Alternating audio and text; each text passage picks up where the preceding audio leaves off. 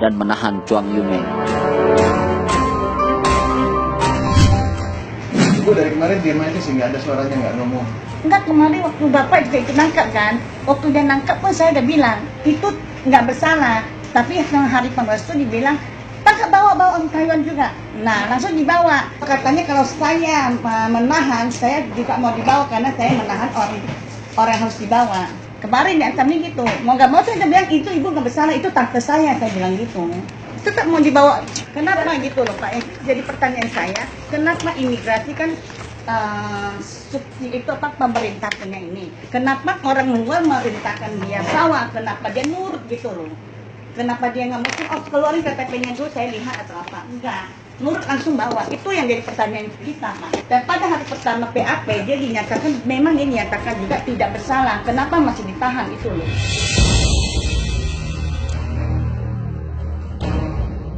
Dari bukti rekaman suara tadi, jelas sudah kalau pihak imigrasi sudah menyalahi wewenangnya sebagai instansi pemerintah, khususnya dalam melakukan tindakan penangkapan serta penahanan terhadap seseorang. Dan boleh jadi, perbuatan ini masuk dalam kategori kejahatan berantai dari tingkat pimpinan hingga bawahan. Karena diduga kuat, ada segelintir oknum yang memanfaatkan jabatan dan wewenang tanpa sepengetahuan atasannya. Dan atasannya pun tidak melakukan kontrol yang ketat terhadap para jajarannya di bawah. Namun nasi sudah menjadi bubur, Chuang Yumei tetap ditangkap dan ditahan tanpa alasan yang jelas. Lantas bagaimana kondisi Chuang Yumei pasca ditangkap dan ditahan? Ternyata faktanya memang sangat memprihatinkan. Pasalnya lansia ini ditahan di rumah detensi imigrasi Jakarta Barat yang kondisinya sangat buruk dan tidak layak untuk seorang lansia seperti Chuang Yumei, serta seorang kerabatnya yang bernama Lee Chung Cheng. Ya, sejak ditahan tanggal 18 April yang lalu, ia harus tidur di lantai yang hanya beralaskan sehelai kasur tipis saja.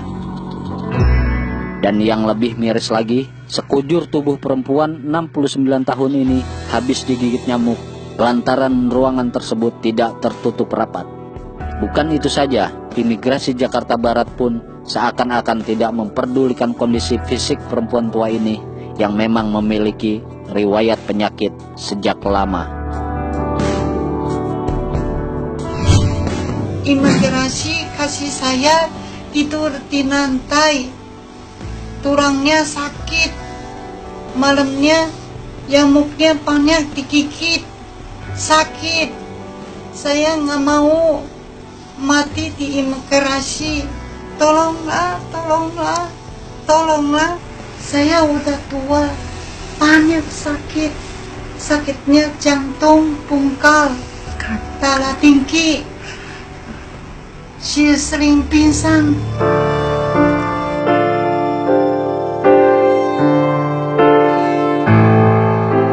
Selain kerugian fisik akibat aksi main tangkap dan main tahan ini, Chuang Yumei juga mengalami goncangan psikis yang sangat luar biasa.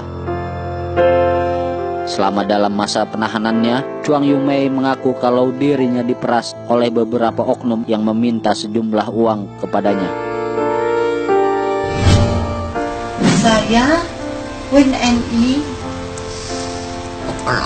orang Indonesia.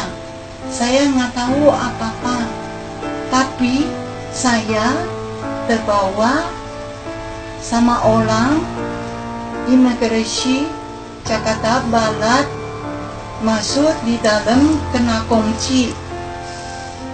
Tiap hari imigrasi kasih orang banyak masuk di dalam minta uang. Masih ada orangnya dikubur. Kakak saya, tolong, tolong.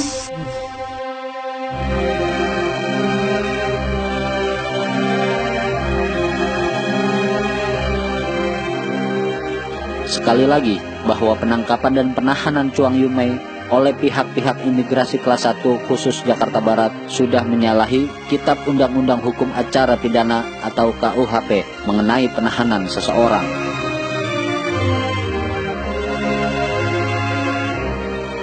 Hal tersebut seperti yang dicantumkan dalam Undang-Undang Nomor 8 Tahun 1981 mengenai syarat-syarat penahanan.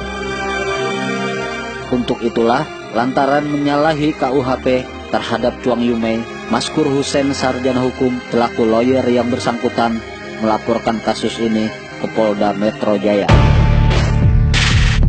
Bahkan, rencananya Maskur Hussein juga akan membawa permasalahan ini kepada Presiden Joko Widodo agar pimpinan imigrasi kelas 1 khusus Jakarta Barat serta jajarannya di bawah dicopot dari jabatannya.